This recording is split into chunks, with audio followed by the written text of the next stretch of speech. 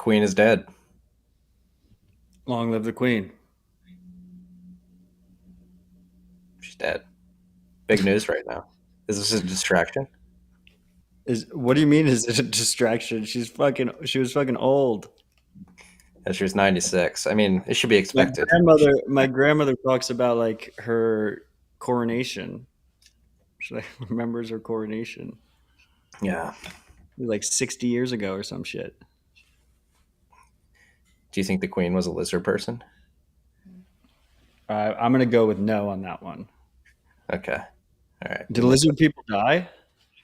Well, that's the Are they thing. are they Maybe that's immortals? why. Maybe that's why the saying is "the Queen is dead. Long live the Queen." She just scurried into another form. Is Is this poor that the taste? is it this is probably poor taste. Is this the phrase is actually the king is dead, long live the king, right? We've remodeled it for the queen. Yes, we have.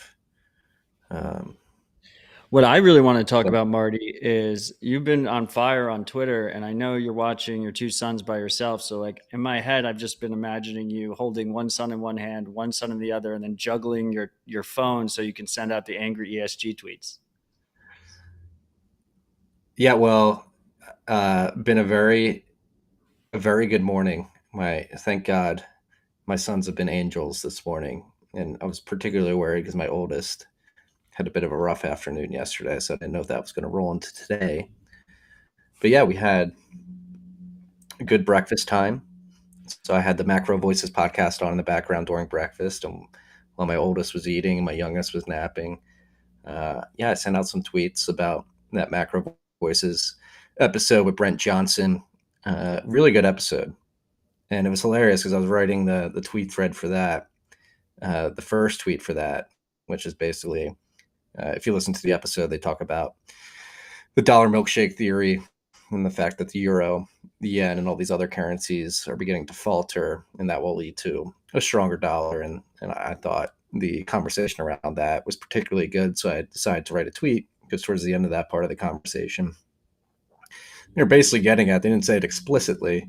I'm actually writing a newsletter about this right now too, but they're basically getting at it's pretty insane that the global economy hinges on the words of a select few central bankers around the world. So I'm writing that tweet, first tweet in that thread on the Macro Voices podcast episode that I listened to during breakfast this morning. And as I'm writing it, Eric Townsend's like, yeah. And so after this currency regime, we're probably going to get a cryptocurrency, but it's not going to be Bitcoin. It's going to be a government backed cryptocurrency. And then that went into the thread below that, which is like Bitcoin is going to be the reserve currency of the world. Governments are failing. These governments that you expect to create this new cryptocurrency are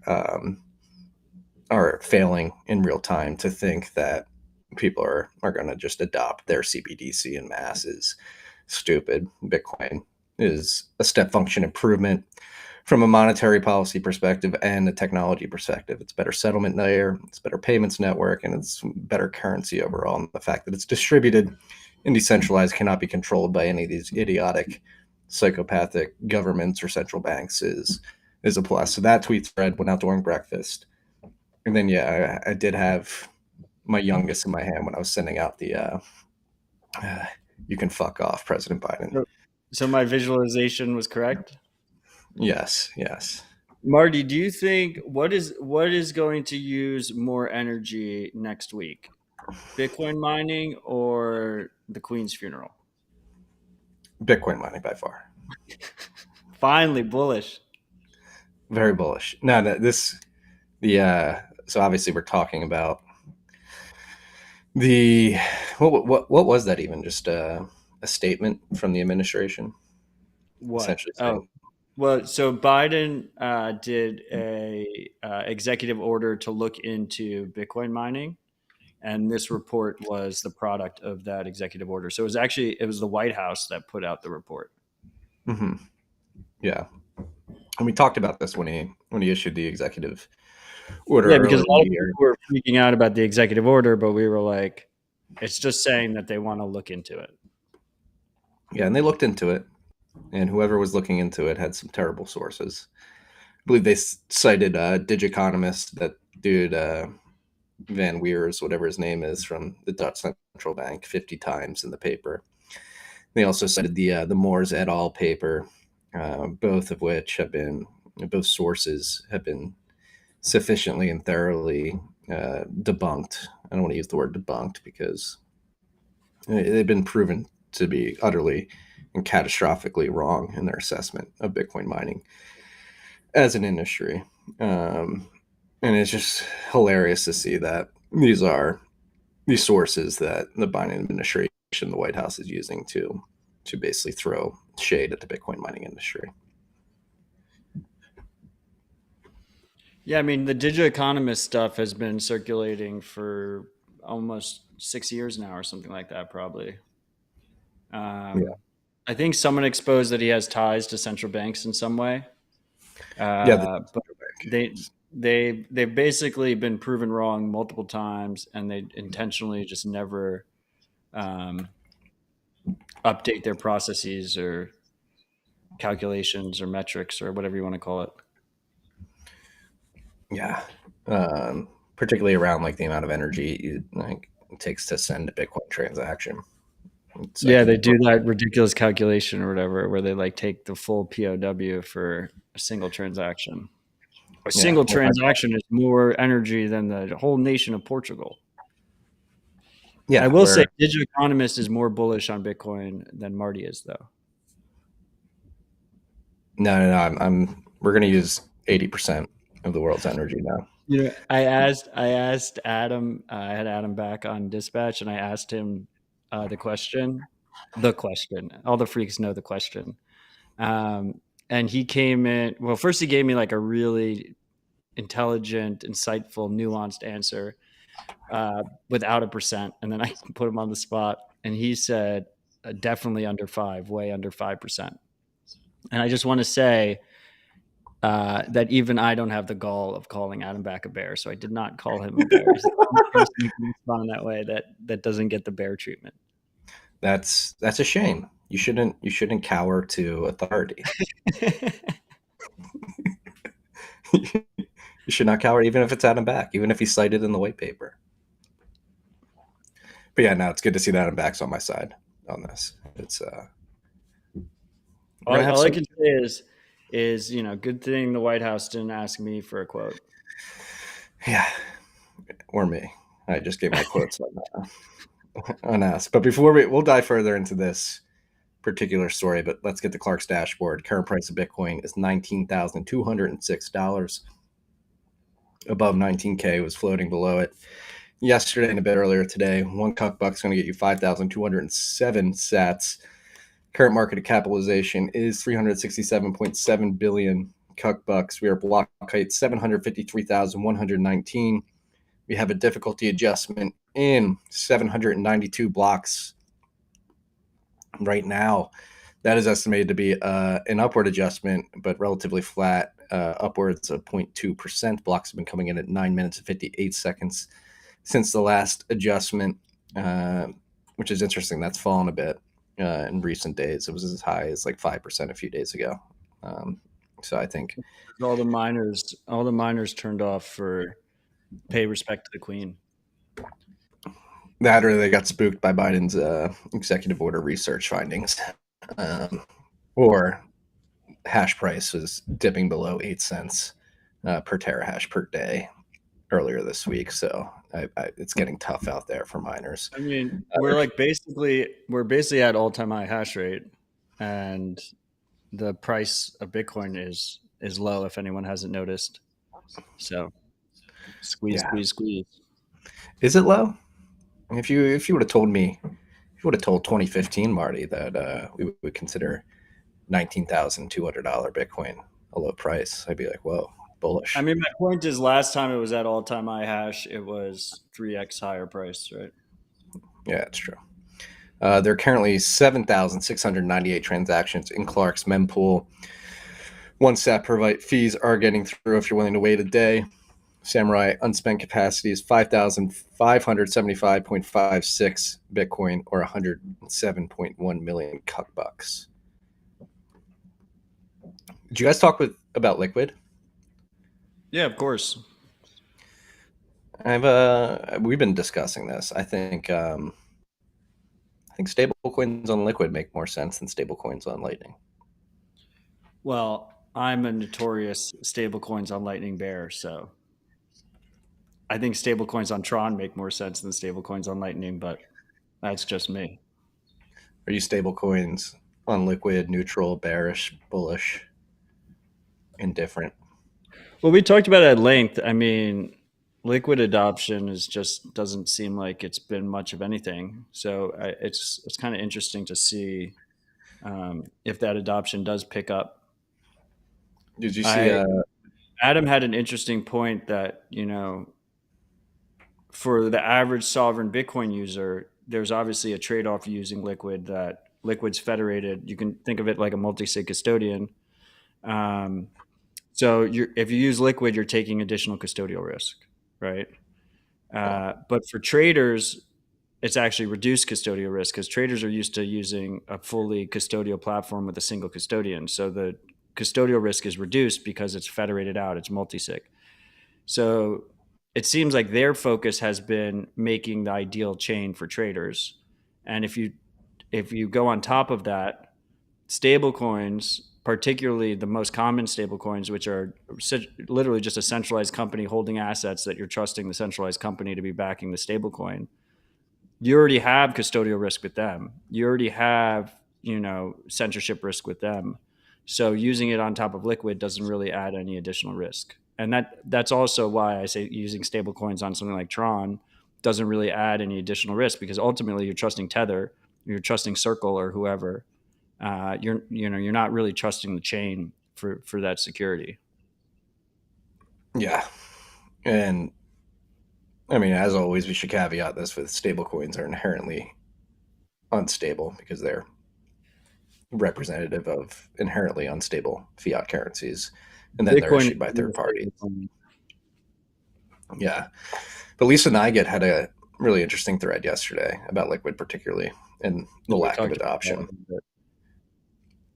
Yeah, it might just be Liquid may just be too early for people. Maybe a tech before its time, and who knows? I'm becoming bullish on Liquid. I could see it developing more activity as it becomes more obvious of the trade offs that exist with it.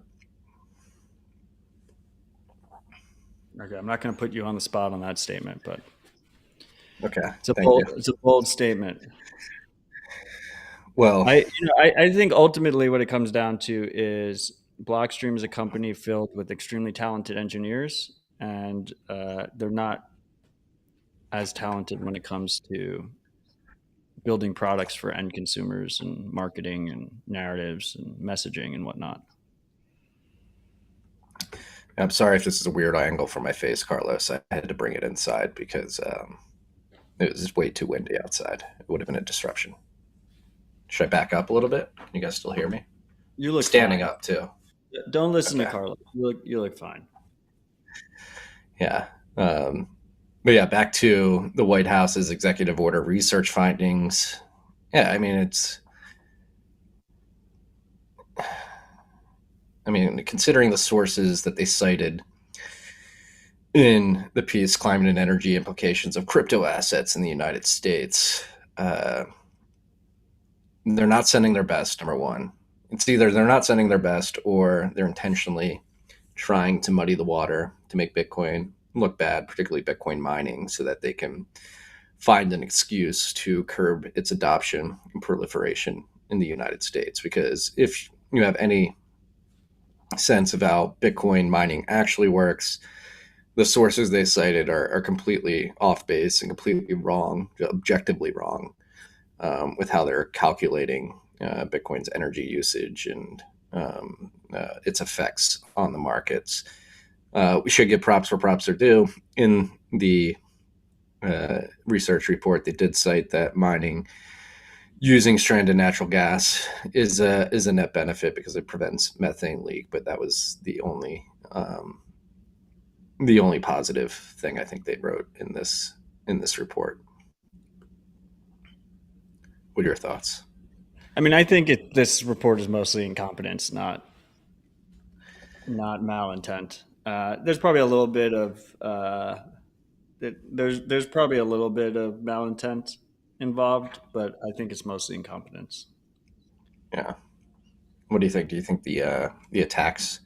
It's very interesting that they launched this. It was probably a coincidence, but the week before the merge is supposed to happen. Yeah, I mean, look, I think this idea that we're all in this together in the greater quote unquote crypto industry is mostly bullshit. We've seen altcoiners attack Bitcoin many times, oftentimes behind closed doors to policymakers. We've specifically seen them attack proof of work many times, and that's going to continue to happen. So I wouldn't be surprised if some of this report was based on advice given to them by crypto lobbyists.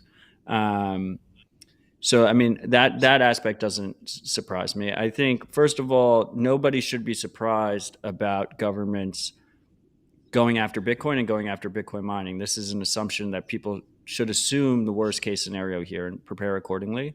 I do not think this is a threat to Bitcoin. Um, I think this is, as an American, it's bad for America, but it could actually be good for Bitcoin if we had, some hostility against Bitcoin miners in America, because we do have a large increasing hash rate in America. And one last takeaway is that ultimately the real threat here, in my mind, is large miners based in America, regulated. Some of them are publicly traded, that will collaborate and be complicit with governments while they try and restrict Bitcoin usage, sovereign Bitcoin usage. So that's, to me, that's the main threat to Bitcoin, is these large miners.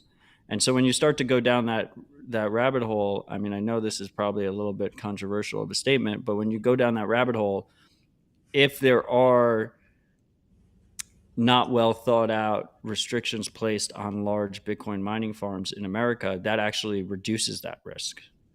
Like the worst case scenario is they come out and they basically say all large mining operations need to be registered. They need to follow whatever our protocols are in order to be compliant with our regulations. And then ultimately, where does that lead? That leads to censorship. Yeah, and particularly, well, it's very interesting because the argument, there's like a race going on right now. How quickly can the mining industry in the U.S. plug in miners and get to essentially like a not a systemic risk, but like a systemic necessity, particularly for large on-grid miners participating in demand response. Like if the infrastructure does get to a certain point at which miners are the go-to load balancing mechanism, the industry could get to a point where it's actually untenable for the federal government to come in and squash those miners and kick them off the grid because they're actually an essential part of the grid, the balancing aspect of it. But like you just said, that could also be a huge honeypot because they could recognize, like, hey, we know that you guys are an essential part of the load balancing on these grids. However, if you're going to be operating in this capacity, here's a list of rules that you need to follow and what transactions you can and cannot include in these blocks. Yeah, and all your miners need to be fully registered and on lists, and we need to always have a gun to your head at all times. I would say this actually kind of brings me back to the report that Arcane Research released early last week or earlier this week about Bitcoin mining and the energy industry, and they had a really nice chart of this. So this idea of you have demand cycles with energy usage, right? And there's peak demand areas, and then there's times when people aren't using the energy, and that's usually wasted or lost. Now, the idea with Bitcoin mining is raising the value, like raising the sides of that. So total energy production capacity is significantly higher than it currently is. And then during, as you said, demand response, during periods of peak demand, you pay the miners to turn off because they can turn off right away. Now, at the same time, we've seen European politicians who are going through their own energy crisis, which, by the way, is just great time for these narratives to be coming up with the merge and everything.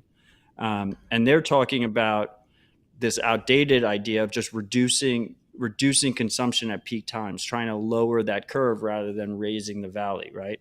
So Well, the question is, they brought back flattening the curve. Did you see that? flat. He literally said we need to flatten the curve. So the question really is, I mean, everyone will learn their lesson from bad energy policy eventually. The question is, how long does that take? Is demand response, is raising the valley on the sides of that demand curve? Uh, when does that enter popular thought and have actual real support behind it? Now, you say something often on the show that I think is extremely relevant here, which is in America, we do have states, and the states have their own rights, right, against the federal government. And I think on the state side, we're already seeing, obviously, and Texas has been very clear with ERCOT that they see the value in this demand response relationship. So we might actually see a lot of pushback on the state side. That would be very good to see. Um, but the messaging coming out of the European Union would dictate the exact opposite. Yeah.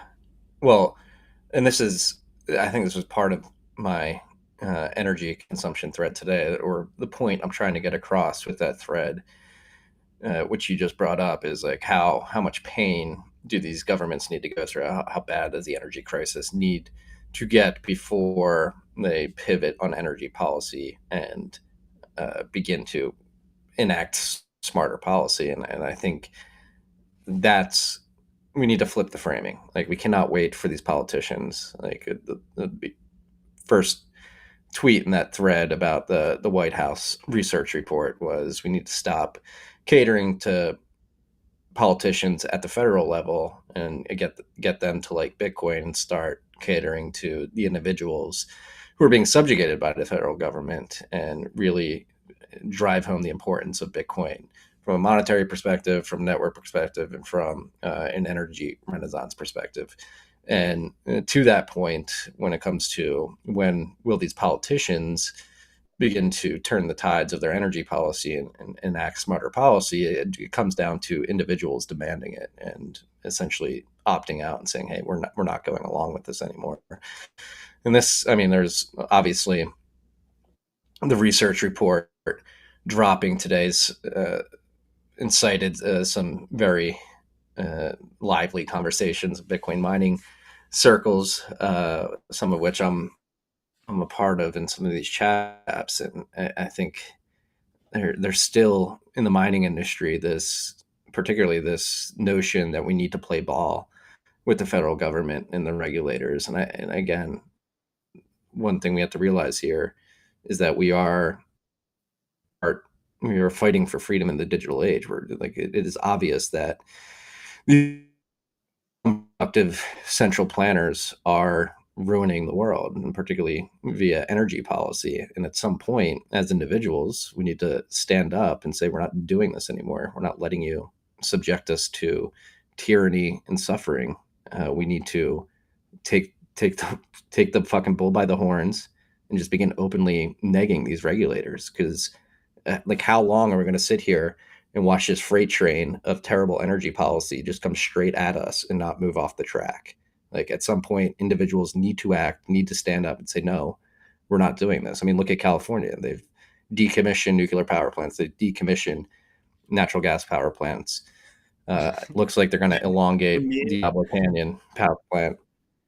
Did you see the meme? What's the difference between the fall of California and the Titanic sinking? The Titanic had its lights on. The light's wrong. Yeah. Yeah. And So so, funny. I mean, Well, Marty, and I don't know how to instill this in anybody listening, but it really is an individual decision. Like, you can't wait on these governments. but so Marty, in Bitcoin land and like distributed systems in general, like we like to talk about like incentives. You want the incentives to be in line so that these systems function and are more robust. With mining specifically, there's a strong incentive for miners, to protect the value prop of Bitcoin and to protect Bitcoin, the network, because that's their golden goose. That's where they make all their money, and they have massive capital invested to do so. Um, I don't know if that's the case for large regulated miners who are able to take out very cheap debt. They're able to short Bitcoin relatively easily on regulated KYC markets. Um, and they're basically already being held at gunpoint. Like, like the government's got them by the balls. Like the government, can make a couple rule changes and completely destroy their business. So when like I as an individual, I personally think that if we're building these systems where we need permission, we've already failed. So why would we lobby politicians? Why would we lobby policymakers? But if you're looking at it from the seat of someone who's running one of these large regulated mining companies, they have a completely different set of incentive structure than I do or you do.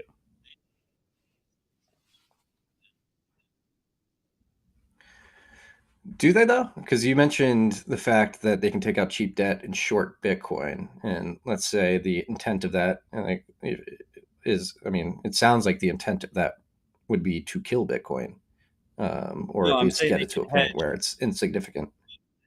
No, I'm saying they can take out cheap debt for the capital intensive parts of Bitcoin mining. Buying the ASICs, buying the warehouses, all the costs that go into Bitcoin mining, they can finance with cheap debt, and then they can hedge their exposure to long term Bitcoin by using these short products. And so your theory there is they would use that strategy to consolidate hash rate within the publicly traded companies and just create above I'm board Bitcoin. I'm saying their incentives are different than a so if let's do like the most simple example, right? Uh, I go out and buy an ASIC, right? I spend $4,000 on that ASIC. I have put capital towards that ASIC. That ASIC is not going to pay me back for a couple of years, right? So I am long Bitcoin. I have a very strong incentive to be long Bitcoin there. That incentive does not exist to the same degree. It's a different set of incentives for a large regulated miner that is able to buy the ASIC with someone else's money and hedge their exposure to Bitcoin long term using shorts. Okay. Yeah, but what is the end goal? That's what I'm trying to get at. I mean, the end goal is to get a massive check every couple weeks or whatever their salary is, and their stock options. I don't know. Like I'm it's obviously they are aligned to Bitcoin to some degree. Their business is Bitcoin mining. I just don't know if those incentives are as strong. I don't think those incentives are as strong as smaller mining operations that don't have to deal with SEC rules, don't have to deal with all this regulatory compliance as is just being a public business.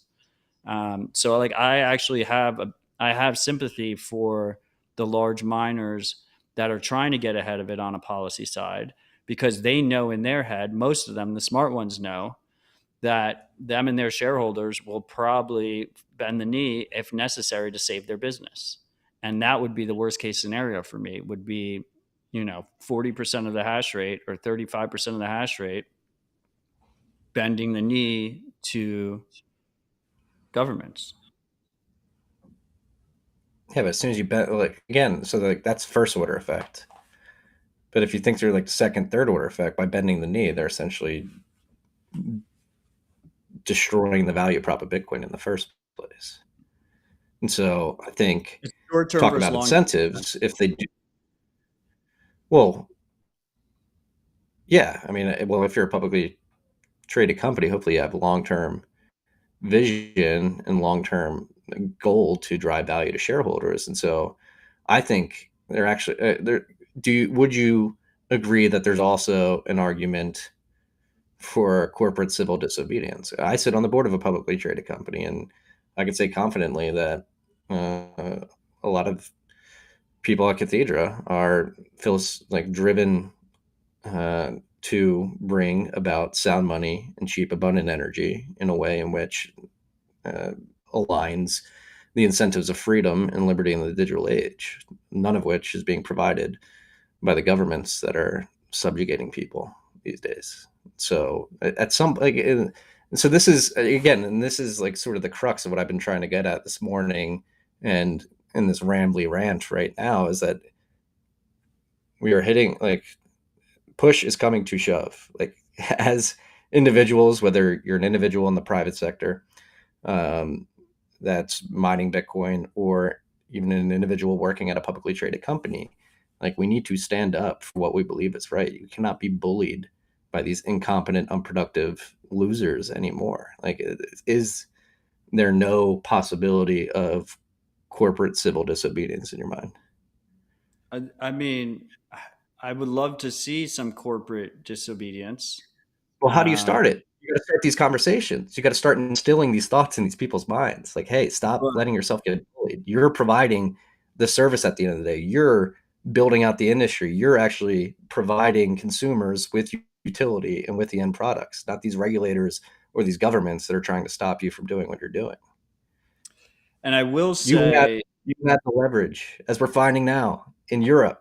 Like they fucking threw their energy producers to the wayside, and now they're finding out like, oh, maybe they're actually important, maybe they're an integral part of our society. Like again, this goes back, I think this is bigger than public market incentives. This is societal wide, uh, like turning point, inflection point, where like we need to set off alarm bells. Like these people are literally destroying the world. They're destroying modernity. They're destroying the quality of life on this planet and your ability to prosper and live free.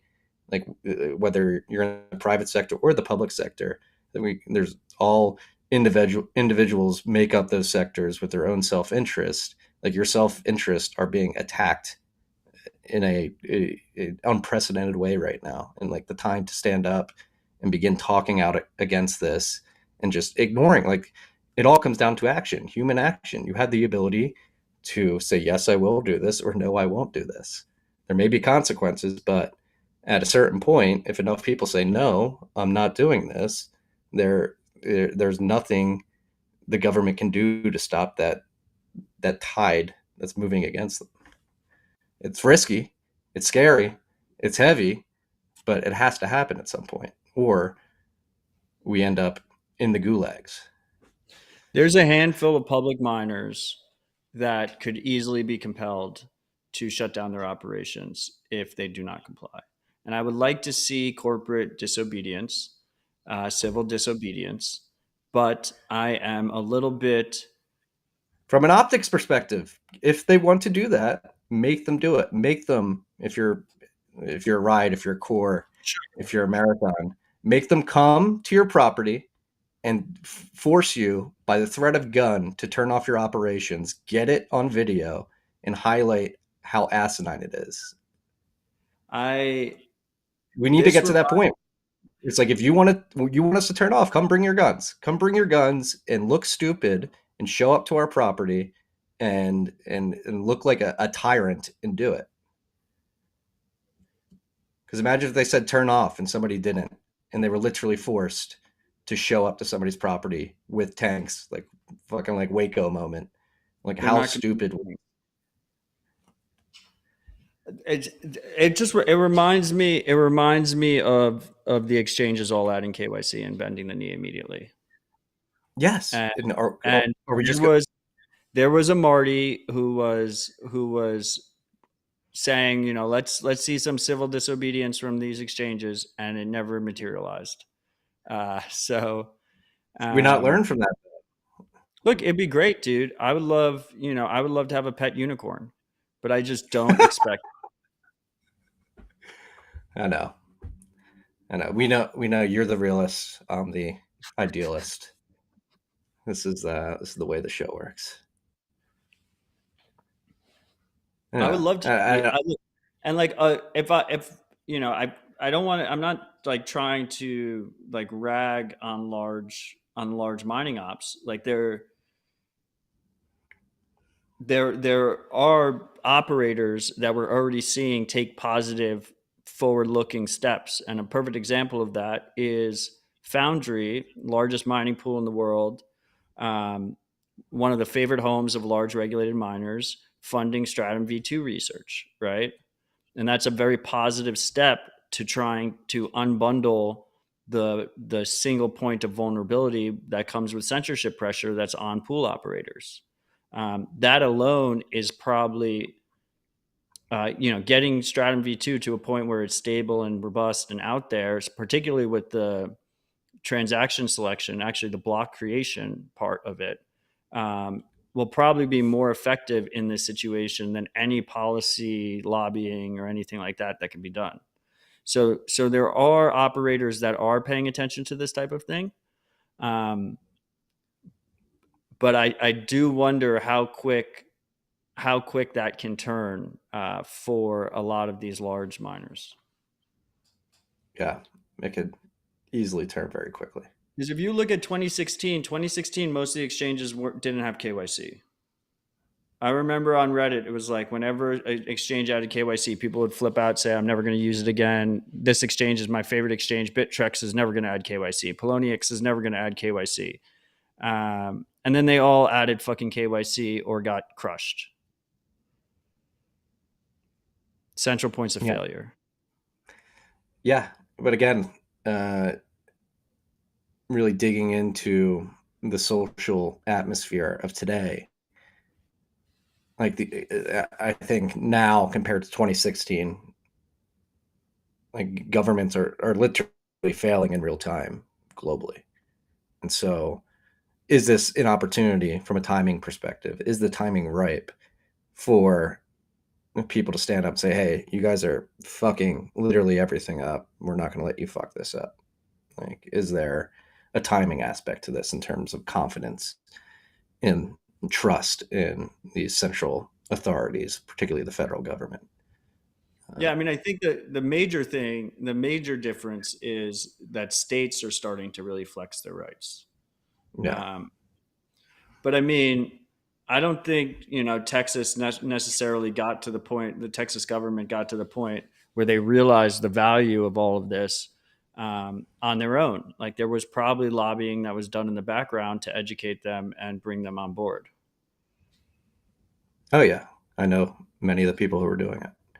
But again, I'm okay with lobbying the states. Like, I think that's where all the effort should be. I mean, that's what I've been saying. Focus all your effort at your state and local level, and do not try to go to DC and convince these dinosaurs that this is okay. And it's never going to be okay. It takes their power away. like, like if you're talking about an incentive model, well, it's the government's incentive, the federal government particularly. It is to squash Bitcoin at all costs because it rips their power away. Yeah, I mean, I will just reiterate that if the U.S. government wants to neuter this thing, their best way to do it is to capture and control rather than do an all-out mining ban.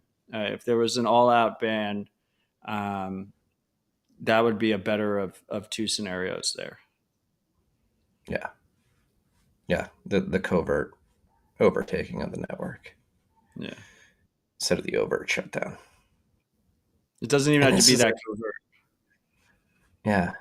And is it bad that like I'm worried that this is gonna, this tape's gonna be recorded. It's gonna get sent to somebody in the federal government. I'm gonna be labeled an extremist just because I want to be able to peacefully mine and Well, I use mean, Bitcoin. I don't think it'll necessarily be this clip. It'll probably be one of the tweets you sent out today, though. What did you say? You said And we need to overturn the federal government. Did you send that tweet out today? that was yesterday. We need to uproot the unproductive. That was yesterday before my wife got out. I I think got you're a well. few. I think you're well past that point now. Um, Well, it's true. Well, it's just even that, like uproot, and I mean in a peaceful way. Like you uproot by simply replacing them with other structures in a non-violent way. But I mean, as an individual, as a human with children living on this planet, do I not have the right to say, "Hey, this system is not working out. I want to do something different," or am I going to be forced into the digital panopticon and the gulags because the federal government thinks they can bully me around? Like we're talking about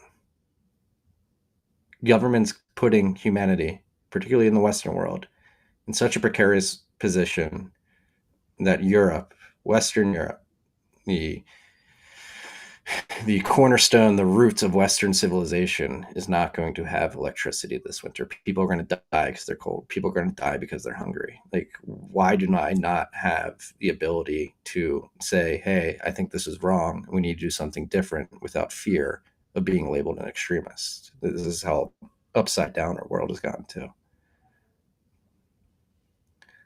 Yeah, no, I mean, I completely agree. It's fucking ridiculous. I mean, that Yeah. clown world meme is based in reality. That's why it has so much potency, Yeah. um, which we haven't peaked out yet. Still, even though you called that like a year ago. And it was like, Um, I have John Delaney in the comments asking. I don't know if it's a troll question or not, but he's asking, "Is it I think time it to might. give up and sell?" Um, I'm not trying to be like one of Matt's the I love realist. Matt's the I realist. I love Bitcoin bear markets because it cuts out a shit ton of noise. But the negative of bear markets is people are reflexive and defensive, and if you don't just say optimistic engagement takes, um, they will come after you for losing faith or becoming a bear or whatnot. I just for whatever reason, all you guys have given us a massive platform and a massive audience of great Bitcoiners that come in and listen to us week after week. And I'm extremely grateful for that. And I want us to be prepared for worst case scenarios rather than hoping for best case scenarios. Because if you hope for best case scenarios, that's how you end up at Ethereum. And I know that's an extreme, um, but that's the end result. And really, we should be always operating under the assumptions of worst case scenarios, and bear market shouldn't change that. No, they shouldn't. I mean, adversarial thinking should be your first approach to developing a mental framework for Bitcoin, whether you're buying it, acquiring it as a business, mining it, whatever you're doing. You've got to think worst case scenario at all time. And yeah, I mean, these governments globally have proven that they will move toward the worst case scenario. And this was always going to be a fight. Like rights are not given. If a right is given to you, it's not a right. Rights are taken and they're defended. And that was always going to be the case, and that will always be the case. And fortunately, for whatever reason, mostly because governments move very slowly, we have not seen much opposition against Bitcoin. We have not seen much adversarial environment against Bitcoin. That seems to be changing. And, you know, you either stand up or you don't. And then, you live a life of slavery essentially. So the options are very clear which option I'm going to take. I think the options are clear for a lot of people which option they're going to take. But there are a lot of people that will bend the knee in the process, and we will get burned as a society, and we will get held back as a society as a result. Um, Hopefully we come out the other side, in a better Yeah. place. That's Odell's optimistic take for the day. Well, and to piggyback on that optimistic take, that's sort of what I'm writing about in the newsletter right now, about halfway through. But going back to the Macro Voices podcast, it was hilarious that Eric and Brent from Santiago Capital, who I really respect his macro views, he's been a long time negger of Bitcoin, as is Eric Townsend. It's hilarious that they recognize that this problem exists in the traditional fiat monetary system, yet they expect the governments or something else, some corporation, to build a new currency that will then transition to, which I think is, and more importantly, they're waiting for that to happen, and they're sort of scoping the landscape to find what they're going to hitch their wagons to. And what makes me extremely optimistic about Bitcoin, and what really drove that home over the last 2 weeks being at BitBlock Boom in the Baltic Honey Badger conference, is that's the beauty of Bitcoin and what's happening right now. Like, Bitcoiners aren't scoping the horizon for that thing they're going to hitch the wagon to. They found Bitcoin. It's a peer-to-peer open source technology, and they're actually building the reality that they want to live in. And so that should be a source of great optimism for anybody listening to the show. Like things may get tough, governments may attack us, but whether or not that happens or how aggressive that happens, the building out of this network is still happening every day. And I it's hilarious that there's a lot of commentators, particularly in the macro world, who are like, yeah, the fiat system sucks. We're going to wait for a bad one to be built. Or Bitcoiners like, yeah, the fiat system sucks. We're building out this network as a reaction to that. Yeah, it's actionable change. Like one of the few things I'm bullish on in this world is Bitcoiners. Bitcoin is a movement of individuals at the end of the day, aligned individuals that are empowered by the tools that we use and we build and support. Um, I will say, if we're going to make this a little bit of an Odell therapy session, uh, like 2020 really fucked me up. One of the cool parts about Rabbit Hole Recap to me is it's like this cool little time capsule. Like we can go back to any week and we can see exactly, what Odell and Marty were thinking.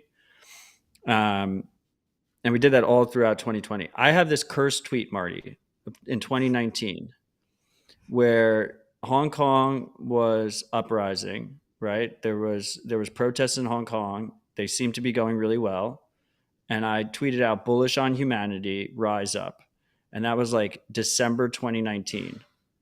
And then the majority of the world just bent the knee and got completely shut down. Their rights destroyed. Hong Kong got fucking taken over. Um, and that was a turning point, I think, in my own thinking, where I'm still optimistic long term, but I think this short to medium term period is going to get dark, and the key is to basically be as prepared as possible, because you can't really be prepared. I mean, none of us saw 2020 coming. I mean, I not to the degree or how it actually unfolded. Um, to be as prepared as possible to get through that dark period and to emerge in the light period afterwards. And I think 2020 is really what shaped that thesis in my head, because, and I said this a million times on the podcast, but small businesses are the single most loved industry in America. I mean, it's not really an industry, but small businesses are the single most loved corporate entities in America. And they got completely crushed, and everyone just turned a blind eye. They're still not recovered. They're still in massive amounts of pain, and everyone turned a blind eye. So if you think that, Bitcoin as an industry is in more positive light than small businesses, then I have a pet unicorn to sell you. Yeah, well, it seems like we're in round two of the small business crushing. If you look at some of the projections coming out of the UK specifically, I mean, people are talking about something like 70% of the remaining small businesses that survived COVID are going to go out of business because they can't pay their electricity bills this winter, which is, and that's the thing. We sit here as Americans, and that's one thing that worries me. And I wrote about this the other day, is we're sitting over here like, haha, look at Europe. Trump warned them and they're getting all fucked now. But number one, the current administration, and not even the current administration, people have been moving towards this transition for decades here in the States. So it is coming here eventually. Let's say we get past this winter in Europe and it's relatively warm and they get lucky and they get through it. The policies that are being enacted right now in the U.S. will lead us to that outcome eventually if we don't change. And then number two, let's say it is a bad winter and it's already beginning to happen. We saw earlier this week, Equinor came out and basically said, hey, if European energy traders don't get $1.5 trillion worth of liquidity in the next few days, you're going to have liquidity problems in the energy trading sector. So they won't even be able to get fuels from the upstream production down to the utilities to produce electricity to get to market. And so bailouts are coming across the energy sector in Europe and the UK. I mean, the UK also announced that they're going to begin paying people's energy bills. I believe they're going to print like 140 billion pounds to do that, but that will do nothing but exacerbate the problem. And if these problems keeps snowballing in Europe and the UK throughout the winter, you're going to have a credit crisis, a contagion event happen. And we may not have the energy scarcity that Europe has in the US right now, but that credit contagion will hit our shores and it will fuck up the financial system. And it'll make 2008 look like a walk in the fucking park.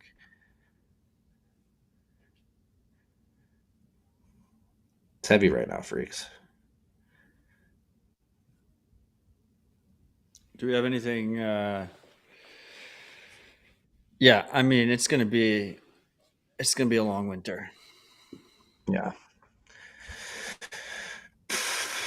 But then again, and that drives home the point. Like, who's gonna who led us to this long winter? It's these politicians that people think, and these federal governments, these central governments that people think are going to save us. I think it's complete Stockholm syndrome like activity to believe that they're going to get you out of this. The world is a massive Stockholm syndrome patient right now, or at least those who believe that the government is going to fix this problem. You see, Um, Carlos is saying it's another doom and gloom rip. Did you see Carlos when I said don't worry about what Carlos said? He's like, you sound like my wife. Um, I mean, look, freaks. I don't like the doom and gloom rips either. Like, I prefer them to be happy rips, happy, optimistic rips. I mean, we could just end the show right now and just before we end it, just say we're gonna win and then just end it. Would that make you happy or I think. I mean, realistic? I think this is optimistic. We're trying to instill that hey, you as an individual have some agency, have some ability to take action. That should be extremely optimistic. If any of you are out there and have not realized this fact yet, this should That's send true. a light bulb off in your mind. It's like you have agency. You have the ability to do something. You don't just have to That's sit what's here and watch. cool, right? That's what's cool about these tools is that it actually gives us it empowers the individual that you don't have to be at the whims of policymakers that live, in some mansion that's 1,000 miles away from you. You can take matters into your own hands and take care of your family and your friends and yourself. Um, and these tools give us the power to do that, and that's extremely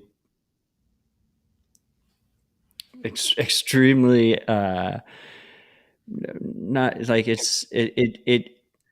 gives me hope and optimism That's that we have, empowering. yeah, we have those tools at our disposal. Yeah. So be aware, freaks. Just try to point out. Like it's hard to see everything that's going on and not point it out and talk about it. It's been a big week. Um, Moving on. Next thing. Marty marty What? how did how did you end up with two sons? Cum rocket. Massive cum rockets. There you go. Hey, um, the retention plan works. I'm 2 for 2. 2 for 2. 2 tries, 2 pregnancies. Humble brag. um, the retention. Try the retention plan. Stop jerking off, freaks. You're sucking at. You're giving up your life force. Uh, Next on the list, second topic on the list. Poolin appears to be insolvent. This was a bit of a shocker, actually.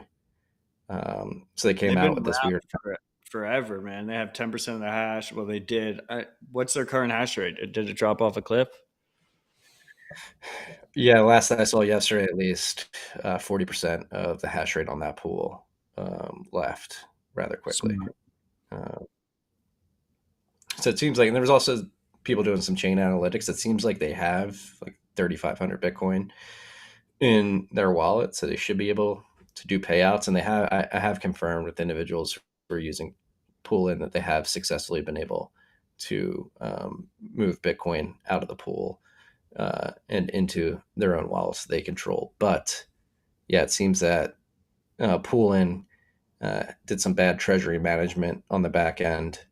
They use FPPS, which many people in the pool industry would say is not wise. It leads you to take more risk. It seems like they got caught up in the 3 Arrows Capital debacle as well. May have lent them some money that they're never going to And they get were doing a back. bunch of DeFi shit. Uh, Yeah. but just to be clear on the FPPS, so there's different payout structures that pools use, and pools have experimented throughout the history of Bitcoin on um, these different payout structures.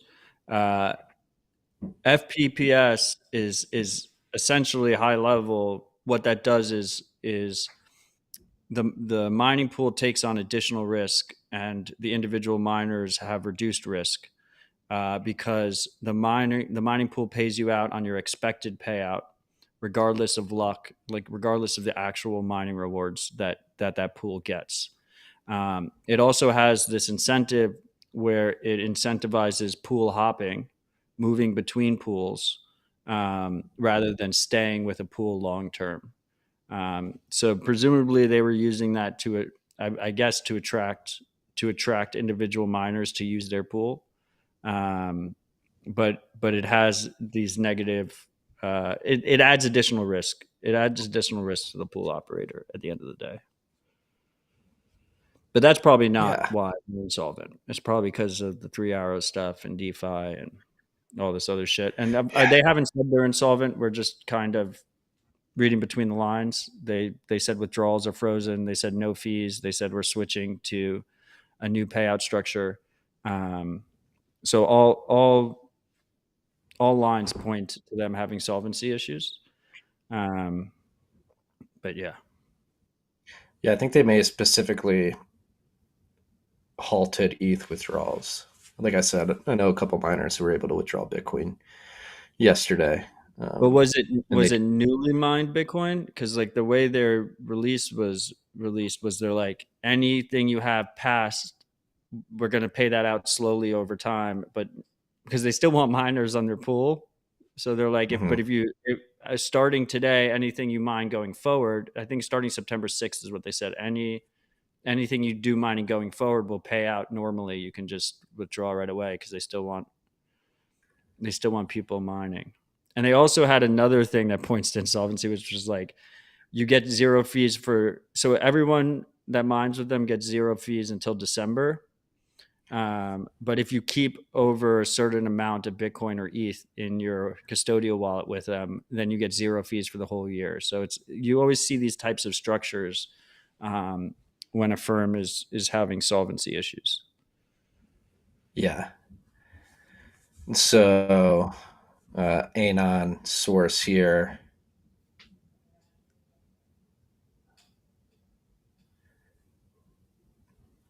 Yeah, I thought that it was the wallet product that was halting withdrawals. I had some low balances as I was using them as a third pool backup. I requested manual payout yesterday on 3 sub accounts, and they all 3 paid out this morning.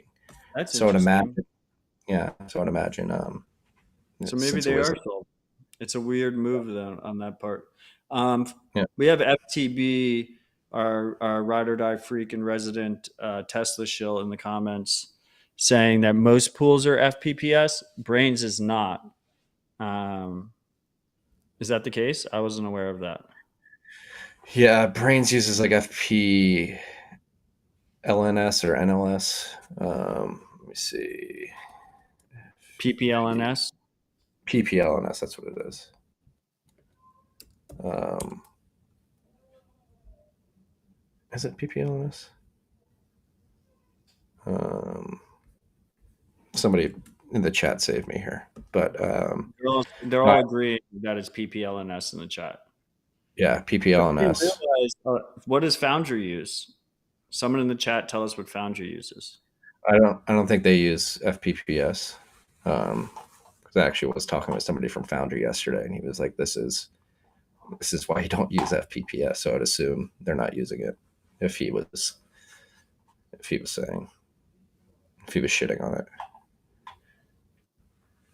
Um, yeah, I mean, I like the brains model. Like it's because I like brains because you can like so for the off grid stuff when we have to do our gen set oil changes, we obviously have to shut down the miners. Um, for like about an hour. And if you don't catch a block in that hour and you're able to turn the generator back on and the miners back on and get them up to full hashing, you get compensated for the full hash rate that you're providing to that pool. Where others, they do like a backward looking, like how much hash have you provided over X amount of time, and then they'll pay you out with that in that fashion. FTB and Carlos are saying FPPS or PPS plus, which is almost the same according to FTB. Okay. I like PPL on us. Anyway, I'm pretty sure that's not the reason that they're having solvency issues. Yeah. So going back to like, I think it has to do with like A16Z and ETH DeFi particularly, because another source said Poolin got caught up at 3AC and Luna, particularly, and ETH miners trying to withdraw aren't able to get out more than eight ETH at a time. So there's some curbing of the ETH withdrawals. And with Ethereum posturing like they're going to transition to proof of stake next week, you could imagine that it would be harder to pay back ETH miners, particularly as opposed to Bitcoin miners. Well, they had supposedly they had some kind of product at Poolin where like if you could keep money in their custodial wallet that you mined with, and then that would get used for like the quote unquote yield farming in DeFi land. So um, when that all blew up, they could have gotten caught with their pants down. Yeah. That's why you don't shitcoin freaks. That's why you stay humble.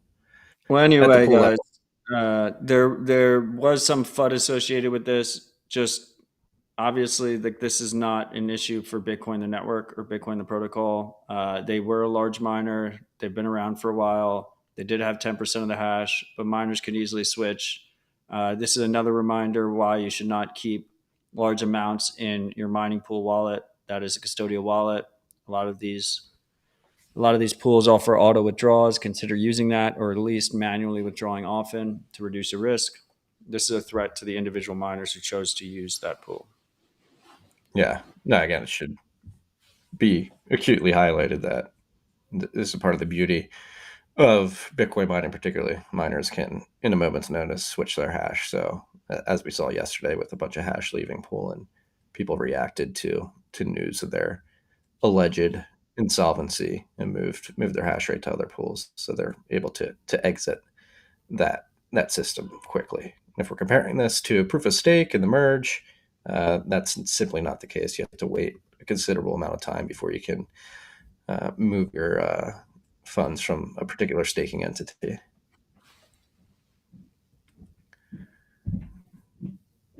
I'm not answering a geothermal question right now. Could potentially work. It does work in Iceland. That's where they use geothermal up there. Coinbase is funding a legal challenge to the Tornado Cash sanctions. Is this a props where props are due moment, or is there selfish legalese by the Coinbase team? I think this is both props where props are due. And obviously they're acting in their own self-interest, which just means incentives are solid in that regard. Sanctioning a smart contract and anything that touches that smart contract is a massive issue for their business. And this is kind of, I guess this would go in hand with your civil disobedience theory. I think Coinbase mostly exemplifies my lack of civil disobedience theory. I mean, they actually sell surveillance tools to the government, but they're very proactive in their compliance. But yeah, it's good to see a legal challenge. I mean, this is something I talked to Adam about on Dispatch. Ever since the Tornado Cash thing happened, I was hoping to get Adam or someone else who was, part of the original cypherpunk movement on the show to talk about it, because they went through the crypto wars of the 90s. Adam specifically in the Code of Speech battle printed the shirts with the RSA code on it. That was sanctioned code. You weren't allowed to export it. He printed on a t-shirt to show Like, this is speech like any other speech. This computer code is not separate from that. And Adam had an interesting point, which is, these battles are kind of fought on two fronts, and there is some value to fighting on the legal front to make sure there's not overbearing legal precedent against freedom, while also fighting on basically the code side to make code that is hard to stop and is robust and censorship resistant. Yeah. Yeah. So this would be a massive precedent if the Tornado Cash defendants were to be found guilty. So yeah, props are due. And also, I mean, real props goes to so they're funding the lawsuit that's actually 6 claimants, right? And these are people that use Tornado Cash, that are willing to put themselves in the front line and go into court and testify that they used it for legitimate means, and fight a court battle over it, which is not, not sounds like a pain in the ass. It sounds like something most people wouldn't want to voluntarily do, which is go in front of a court, deal with all the bureaucracy, deal with all that bullshit. So cheers to those people who are going and doing that. Yeah. Pulling for you guys, even though we talk a lot of shit on Ethereum. I think this is one of those instances where you put your shields down and you say, hey, we're in this together against this despotic, psychotic federal That's government. what we should have named the episode. What? It would have been great on multiple. We're in this together. We're all in this together. We're all in this together.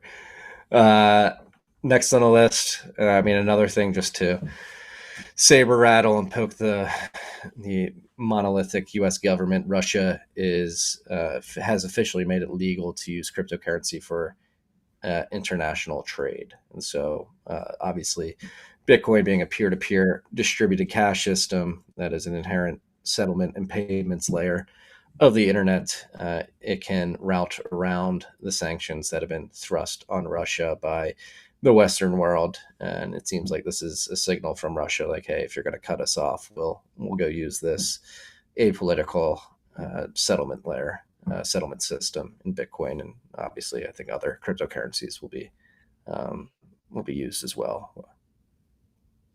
Yeah, this is something that we've been speculating on for a while. Obviously, a money that can be easily transmitted around the world, that is not controlled by a company or government, is ideal for international settlement. So expect to see more of this, particularly in a world where the operators of the largest reserve currency, the U.S. government, are weaponizing that financial power in the form of sanctions. Yeah.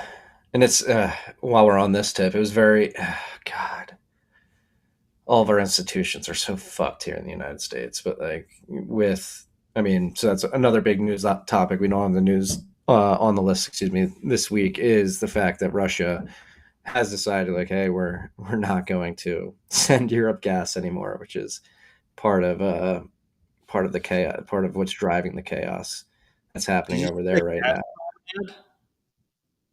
Excuse me?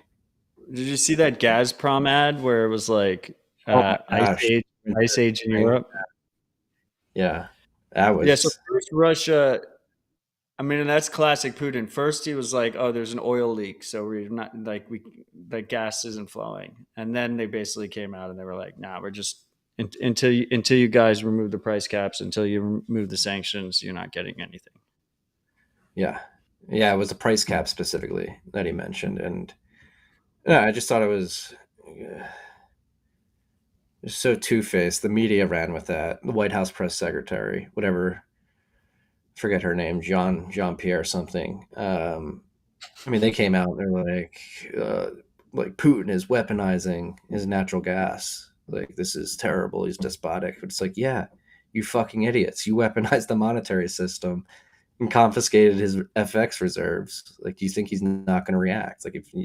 Like, who Like, do you have the ability to war game at all? Like, you weaponize the monetary system, he's going to weaponize the leverage he has with the assets that he has, and he has the assets that the world is finding maybe even more important than money right now, which is energy. And if you're going to enter a sanctions war, like, you expect reactions to your actions. And I just found it completely disingenuous, tone deaf, or maybe it was just a large propaganda push by the Biden administration to, like, be like, oh, well, he's weaponizing the gas. It's like, yeah, you weaponized the money first, and this should have been expected.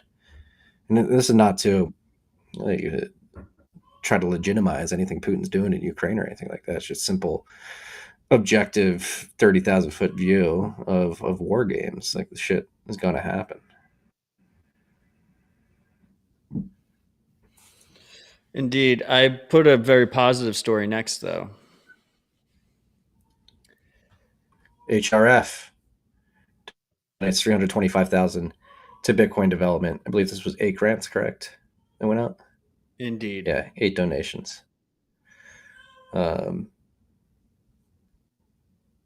they gave $100,000 to BTC Pay server, my favorite open source project in the space um, outside of Bitcoin, obviously. They made that donation in partnership with Strike's affiliated nonprofit. They gave 2 donations of $50,000 each to John Attack. Shout out John, incredible core Bitcoin core reviewer, Love prolific. John. Appreciate you, John. Well deserved. Yes, and Josh Kitman. I can't speak. I've never met Josh. Don't know much about him, but he's working on Fediment, which is the Xiaomi and eCash solution for Bitcoin. To be clear, Fediment is the open source protocol that anybody will be able to spin up a federation on top of. They gave $25,000 to our boy Keith McQuay, who's working on Seed Signer, and he's got a really cool dog as well. So he's working on AirGap Bitcoin hardware wallet. Lee Kuan received $25,000 for her work in developing a Bitcoin donations guide for nonprofits. Shout out to Lee for doing that. RoboSats, this is awesome to see. Received $25,000 in RoboSats. We've talked about it on the show before, but if you're not aware, it's an open source peer-to-peer Lightning exchange that I've heard. I haven't used it myself yet, but I've heard. Awesome. Yeah, I've heard rave reviews from my friends who have used it. It's And all then Novaya. built into the browser. You use a Tor browser to access it. Really, really clean UX. Yes. Novaya Gazeta, an independent Russian news outlet focused on investigative reporting on Russian politics and society, is going to receive $25,000. And then Ventium Initiative, a nonprofit Bitcoin research and development center, is going to receive $25,000. It's for its educational seminars, fellowships, and grants used to support and build Bitcoin developers in Brazil. Well deserved all around. And shout out to HRF. They've total $1.5 million worth of donations towards Bitcoin projects. Love to see it. Yeah, and on that tip, to piggyback on the last grant, which is going out to people educating in Brazil, spent a lot of time with the IBEX Mercado team in Riga over the weekend and got a look at their textbook, Mi How cool Premier. is that textbook? So My first. cool. Well, and these guys are so badass. Shout out to Carlino, Alvaro, Jose, everybody working at IBEX, and particularly, I mean, this is not part of IBEX. IBEX is contributing to this, but they're doing this for the people of El Salvador. They've had the textbook in 2 schools. They had their first graduating class earlier this year. Their second one is actually next week. I'm bummed I can't be there for that graduation ceremony, but Carlino particularly is very passionate about this project, and I'm really just impressed by the way they're approaching this. They're essentially trying to brute force a correct Bitcoin curriculum into El Salvador because they're worried. They're not worried, but they want to make sure that the Bukele administration is actually following up and getting people correct information. They don't want everybody to be cattle herded into the Chivo wallet or some custodial product. And so Yeah. they're really pushing to make it the official curriculum in El Salvador. what I really like about it is it's based on very helpful real world skills. It's a very accessible course. Like graduation is based, I don't know exactly, but graduation is based on things like being able to receive a Bitcoin transaction, send a Bitcoin transaction, back up your wallet, restore your wallet. Like these are real, like actionable skills that people on the ground in El Salvador can use and will help them. Um, Obviously there'll be more intense courses either operated by other people or themselves maybe in the future that involve programming and stuff like that. But it's just a very accessible course for like an average Salvadoran. Yeah. And so, yeah, you got to be able to download a wallet, create a seed, download another wallet, receive Bitcoin to that, wipe your seed on your previous wallet and recover, Love and then send the Bitcoin back.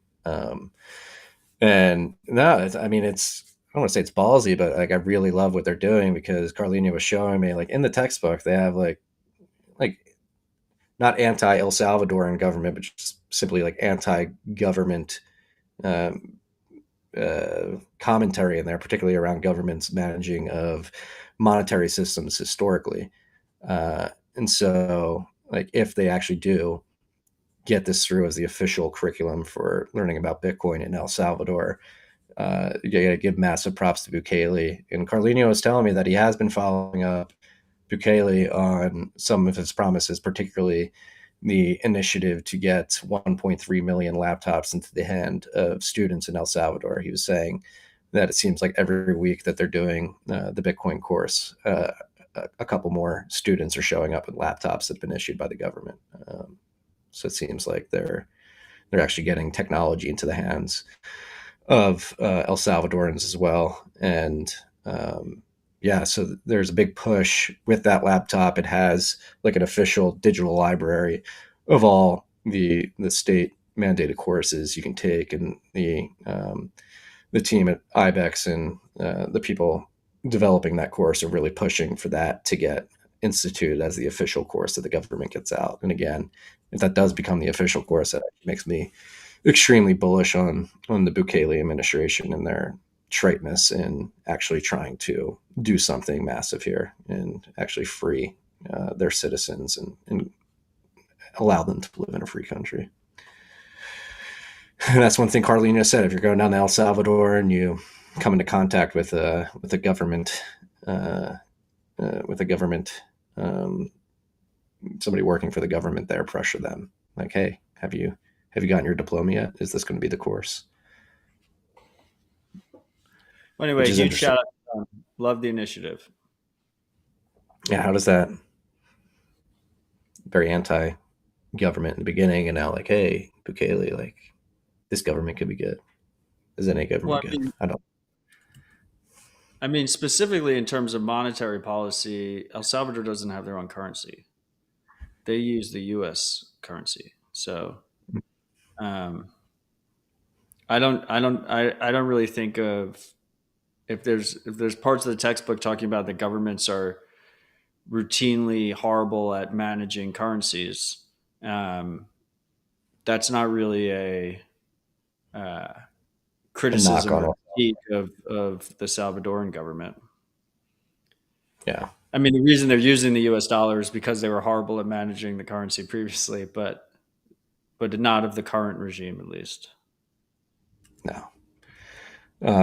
We've got a freak who's got to jump here in the comments, and he requested to get the shout outs, and I will oblige. We're about an hour and a half in. We can get the shout outs.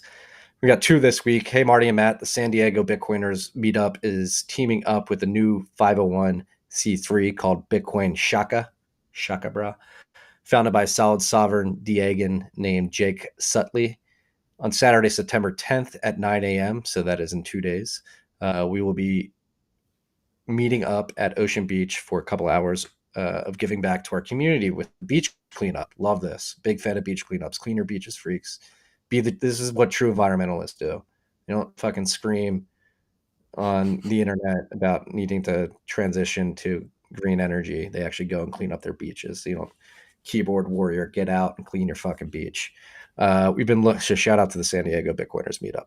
We've been looking for a positive, unique way to spread the word about our meetup, build some goodwill, and plant the seed of freedom and responsibility in San Diego, pre-coiners. Check out the event at meetup.com/SDBitcoiners or bitcoinshaka.com. That's Shaka. I think they spelled Shaka wrong. They probably couldn't get the domain name, but it's Bitcoin Shaka, SHOCKA.com. Pretty sure Shaka is SHAKA. Not trying to denigrate the spelling of. If you can't make this event, this will not be the last. 2 U's, freak. Shaka with 2 U's. Shaka with shock, like an electric shock. This will not be the last one, so keep an eye on the meetup page. Twitter is at Bitcoin Shaka, SHOCKA, and website. So go to the website. This is a bit confusing. The organization is also asking for Bitcoin donations, which are tax deductible. It's a great option for people who don't live in San Diego or people who attend these events and want to give additional support. Cheers, dudes. Corey, San Diego. P.S. Matt, please chain and analyze this transaction. I'll send you the TXID and see. Send me the transaction ID, and I'll do that freak proud. Tax deductible Bitcoin donations aren't so hot right now because there's not many of us sitting on gains this year. Yeah. Not this year. Maybe next year. But probably not 2024. Hi, Marty. Longtime fan of the show, and it was great to meet you in Riga. Also, thanks for taking the time to grab a picture of us with Wolfie. My daughter has been upset that I was going to be away, but seeing the pictures of her teddy bear and my fellow honey badgers made her so happy. If you ever make it to Ireland, there's some quality whiskey here with your name on it. So sorry that Matt couldn't make it. He's in our thoughts. All the best. Appreciate you, freak. Love taking that picture. If I remember correctly, that freak's name was David. Forgive me, Dave, or if your name isn't David, for messing your name up. But it was a pleasure to meet you, and I will definitely take you up on your whiskey offer if I go over to Ireland. This is the motherland for me. I do have to get to Ireland at some point, find out the city where my great-grandparents lived. So I should make the pilgrimage at some point. All right, Neil. See you later. I don't want to see you in the comments section. Does Neil not have a shout out? It doesn't look like it. Neil is the freak that Marty said a random freak is asking for us to read the shout outs. I assumed he had a shout out in there. Unless David is Neil. Nobody knows. Oh, because, yeah. Oh, because you met the guy. He's definitely not Neil. I know. Well, anyway, Neil has nothing on ride or die freak Carlos.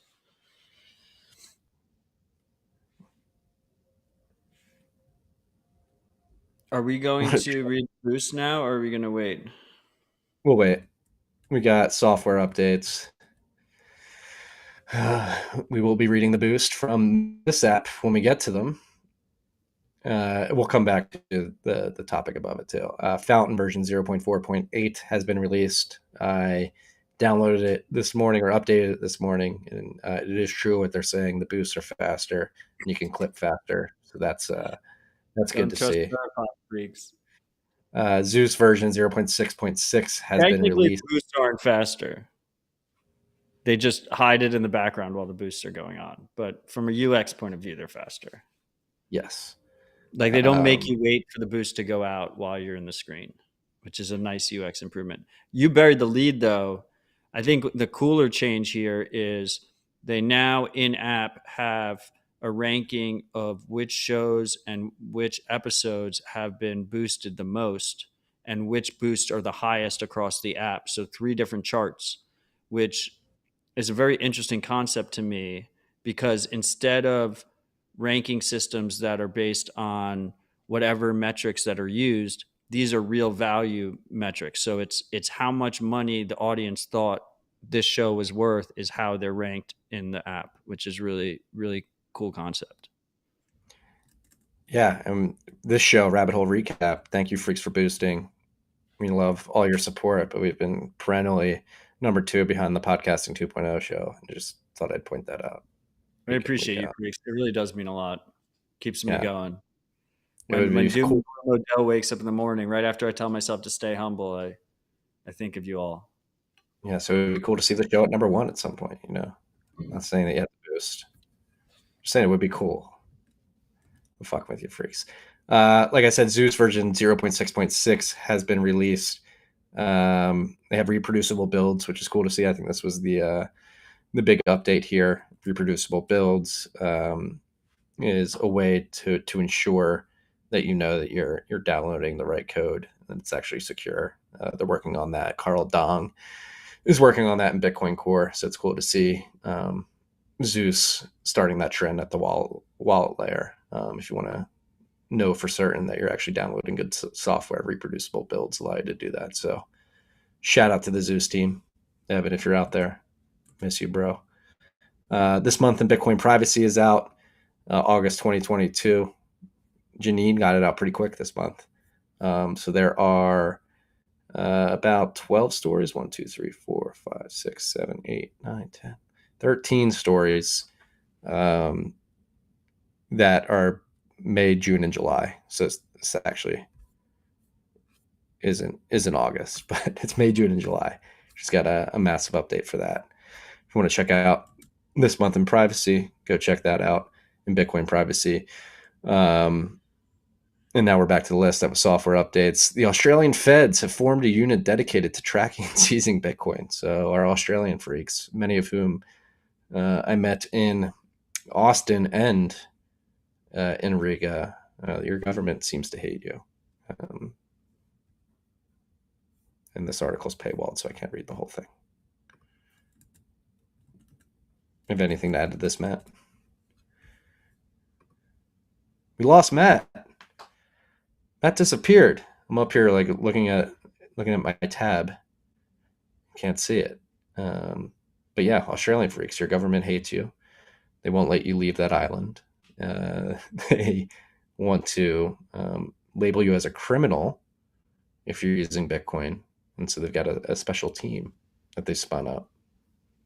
Car, what do you see on your end? Anything? There he is. I use too much energy, so they cut me off. We're just riffing on the Australian federal police forms a cryptocurrency unit to hit criminals. Expect more of this. Yeah. Carlos was about to step up to co-host. Ride or die free Carlos in the house. Yeah. Expect more of this. And then we mentioned it earlier, but the Arcane research piece on Bitcoin mining and how it can transform the energy industry was pretty thorough. You can download that. We're going to include the link. Shout out to Jaron at Arcane, who's been doing some incredible work there. He's not bullish enough, though. Elizabeth Warren, we want 50% of global energy production. No, specifically, he modeled out how much energy usage Bitcoin is going to use by year 2040. And he had multiple lines, and one of the lines was bullish scenario, and it was 2 million per coin. It's kind of bearish. That's very bearish, especially if you consider that we're going to hyperinflate the dollar because of the way that the monetary system is constructed. $2 million Bitcoin in 2040 would probably be worth less than $20,000 Bitcoin today. In purchasing power terms. Let's remind Marty of this in 18 years. Seriously, I would not be surprised if the purchasing power of $2 million Bitcoin in 2040 is less than 20,000 Bitcoin in 2022. This is something you love to see. It instills a lot of confidence in our federal government's ability to respect the citizen and, more importantly, protect their privacy and their data. The IRS doxed 120,000 taxpayers. I believe they just had all their information on their website in plain text. Not great.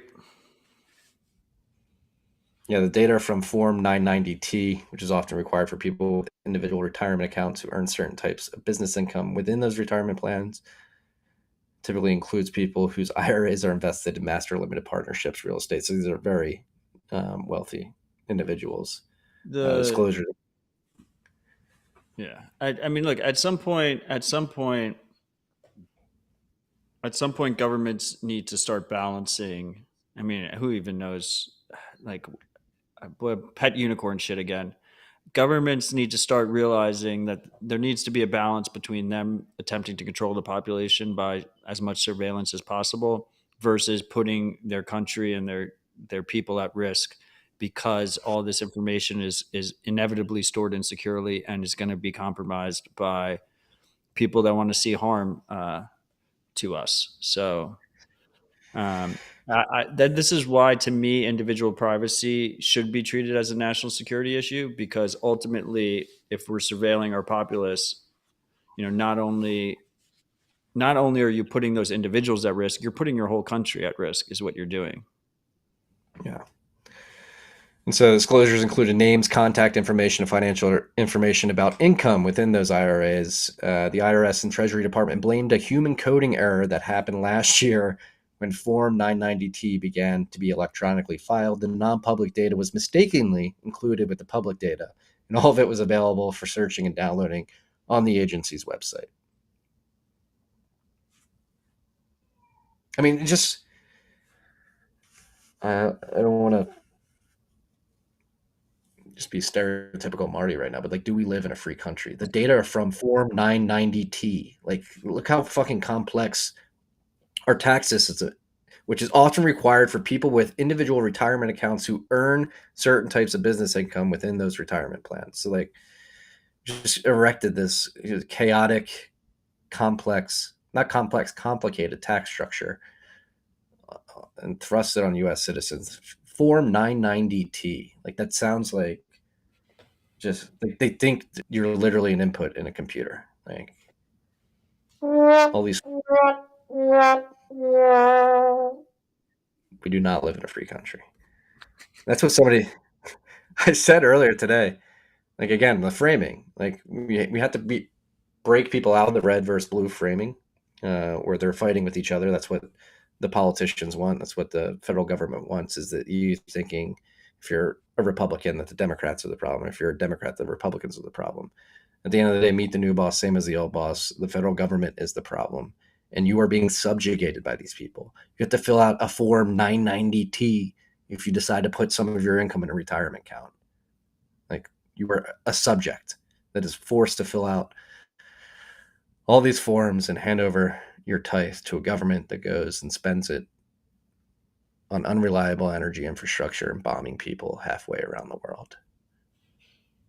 Ooh, tangential topic that I want to bring up, and you really tried to rub my face in the mud when I brought it up a couple months ago. Cloud seeding, like the people, like the government's, like it's just like out there now. The cloud seeding is a thing, and it's being weaponized. Like, have you seen this? I mean, the freaks can roll the tapes. I don't know if you like brought up like a 3-year-old story on a Bitcoin podcast about cloud seeding.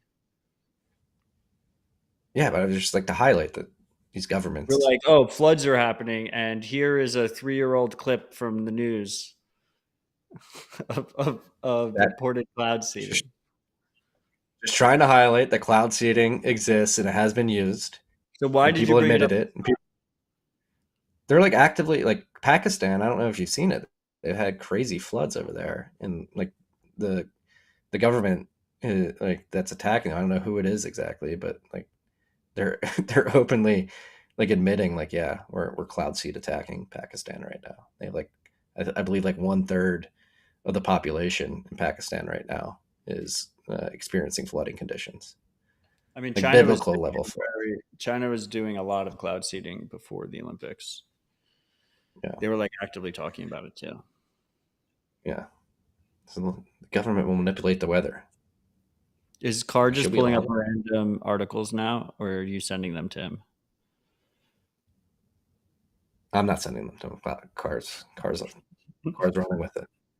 If I was sending it, you'd see me up here like my computer's eye level right now. How did that come up?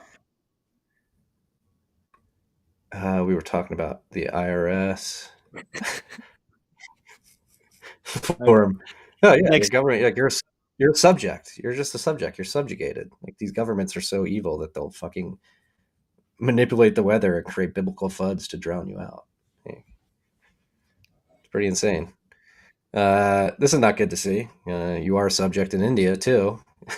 This is not a doom episode. We're going to end it on a positive note. Don't worry, freaks. Hosted VPN providers have been shut down in India. So this is not a good sign. Obviously, Matt just mentioned privacy should be a human right. It should be something that's protected. And the government of India does not agree. They don't think people should be able to peruse the internet with some IP privacy. And they've proven that by blocking out all VPN providers in no, they India. didn't block them out. What they did was they said you have to do essentially KYC on all your users, and you have to keep track of them, and you have to log them. So most of the VPN providers have have officially left providing services to India. But presumably, Indians can still access VPN servers that are hosted abroad without those restrictions. Life finds a way. An internet sleuth will find a way to surf the web with some privacy. We didn't lose Matt. His dog was barking. He's going to hit his dog right now. I'm kidding. Matt is very friendly to his dogs. He would never hit his dog. And then, yeah, God, the list is very doomy this week. My clarification. I love dog. He was just standing outside the door. I love your dogs. Your dogs are awesome. I forget who the freak was once I got the studio. They were like, you need to bring her in the studio so we can hear her textbook barking. Now she's walking through my headphone cord.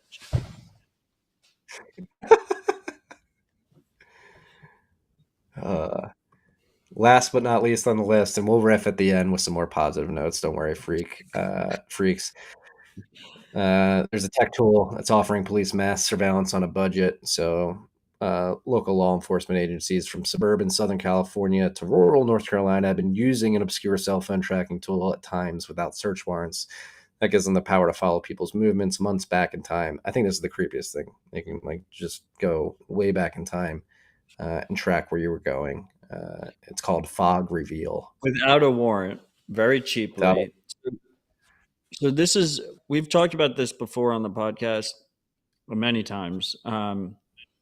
This is why, like, the idea that, like, oh, we're already fucked privacy wise. So why should I do anything to improve my situation is completely false. And why little improvements do help is because this is not, elaborate government mandated surveillance. What this is different apps on your phone are providing marketing data that is then aggregated and used against people to track their location, weather apps, stuff like that.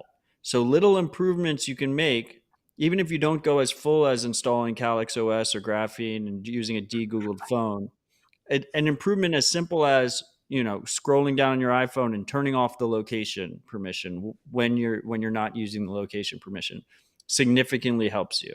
The little improvement of not having an Amazon powered wiretap in your phone in your home to have it set a cooking timer using your speech improves your privacy is because most of this stuff is being used as corporate surveillance to monetize your data as marketing, and then it gets aggregated and then it gets bought by law enforcement to track your location and track your buying habits and track your conversations that you're having.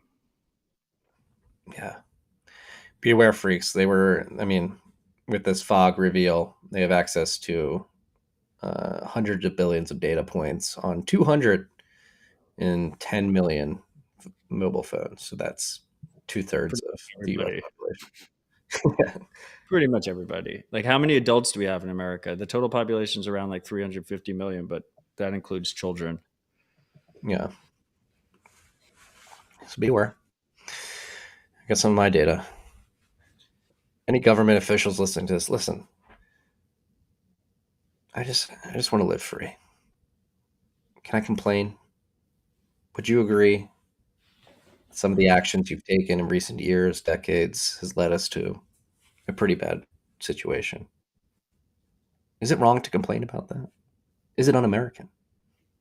is it extreme? That's the weird thing. You freaks know I can't help myself. I feel these feelings and I just thrust them into the world, whether it be via tweets or this podcast. And one day I'm probably going to be labeled an extremist just because I have this innate hatred for the way things are going. But I'm a peaceful guy. I like to clean my beaches. I have children. I'm not going to go out in this room, play with my kids. It's not like I'm selling drugs, doing anything crazy. Just want to live my life and point out that you guys are fucking up the world. Is that so bad? Is it that bad, Matt?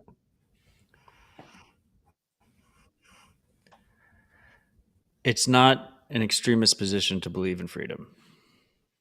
I agree. And I'm not saying I'm an extremist. I'm saying they will label us extremists. I'm just making a statement. And it is weird. They're trying to. I mean, that's another thing we haven't talked about yet. The Biden speech last week. I mean, I was in Riga when it happened. I woke up to the pictures of it. Yeah. I just saw the pictures on Twitter of like, shout out to CNN for on the fly turning it to pink in the background. I was like, Did they really? I didn't catch that. Yeah, they did a color shift like 30 seconds in. Frankly, I was just impressed by them being proactive and doing the color shift when they realized, because they're like straight up look like Vendetta speech. Yeah, the optics were terrible. But I didn't want the speech to be.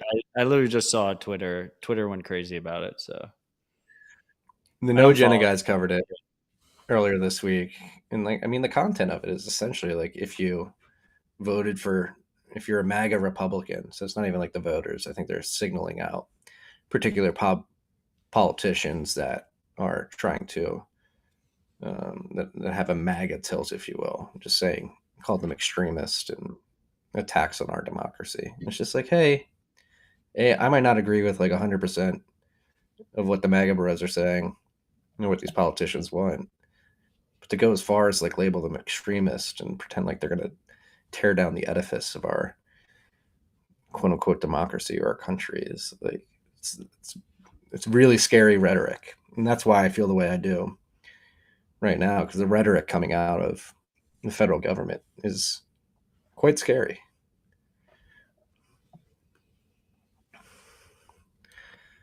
I thought we were going to switch to positive to end it off. We still have to read Boost too. It's read Boost. I mean, positive. It's been boys club in the house has been sweet. I know we got some good boosts because I saw us in that new high ranking. Like Fountain literally has like the highest boosts as a separate chart, and a couple of the freaks got in there, which was cool to see. Yeah, I mean, shout out to Patar from our live rip with from BitBlock Boom. He sent us 100,000 sats for that one. That was another cool thing about Riga. Peter Todd, very bullish on Lightning. He spun up his Breeze wallet. I saw that on Twitter. And he listened to TFTC because he wanted to see it go to my non-custodial wallet, and TFTC is running on that. And he boosted me, and it showed up in my wallet in like 2 seconds. So Lightning works. Peer-to-peer boost. Yeah, even like the most diehard Bitcoiners, when you like open up Zeus and show them like our nodes just receiving sats every minute, it's just crazy. It's just like, ooh, we did get big boost this week. I haven't checked it. So from Rabbit Hole Recap, Rip 216, DC target Sailor while Nidig launches Wolf. We got a boost from at Black Coffee BTC, 100,000 sats. Shout out to at Black Coffee BTC. We kind of did a reverse shout out for him because I gave him a shout out and then he boosted afterwards. Yeah, and excuse Marty's small British countryside town pronunciation here. I'm probably going to butcher it. Thank you for the Shropshire Bitcoiners meetup. Shout out Wednesday, the 21st of September at Tap and Can, Shrewsbury in the UK. I'll report back on the extreme success that it will undoubtedly be. Black Coffee. P.S. Matt did a good job of the pronunciation. The wannabe posh people around here also try Shrewsbury. Shaking my head. So yeah. Nailed it. Appreciate you, freak. At Eric99, perennial booster here. A boost of 50,001 sats. Staying humble and stack sats. Let's go. So he's Great staying, he's staying humble and he's telling you to stack sats. Well, he's spraying sats. Yeah. Number 3 is at Eric992. He sent us 50,000 sats, and I think this was a mess up in the comment. He said, so I realized on the Fountain app you can boost the show or pick an episode to boost. Are you able to see the boost people make on the show page? And then Oscar, the founder of Fountain, responded, not yet, but we plan to add this very soon. At Carlos, with the 42,069 sats boost, 420.69. See what you did there. Stay humble, stack sats. And since Eric was a bit confused, it took up 2 of the top 4 boosts. We'll read a 5th to at BTC Nim, 10,069 sats. Nice. Marty, I heard you will be attempting to podcast while parenting. This is dangerous. Definitely consider spraying some sats at a babysitter. Be aware, though, 14-year-olds are a tough Bitcoin audience. If you can get your babysitter to accept sats, you are the king of orange pillars. I do have help. I mean, I sent out a tweet last night saying I was going to be alone with the boys for the first time, and I am. I have a lot of alone time with them, but I also have my wife's parents here, so they're helping out as well. Quote unquote alone. Fake news strikes again. Well, hopefully in the future, you have a babysitter there, and we just put her in the sat stream when we get per episode splits, and just make a little extra tips based on how much sats get streamed for the episode. I have orange pilled a babysitter. Actually, the babysitter was already orange pilled. I had paid a babysitter in Bitcoin before. But all right, Matt, end it on a high note here. Get us some good vibes out there. Never been more bullish on Bitcoin than I am today. Neither have I. We'll end it there. You enjoy the rest of your week. I'm going to go hang out with my sons. I love you, Marty. I love you, Car. Love you, freaks. Stay humble, stack sats. Peace and love.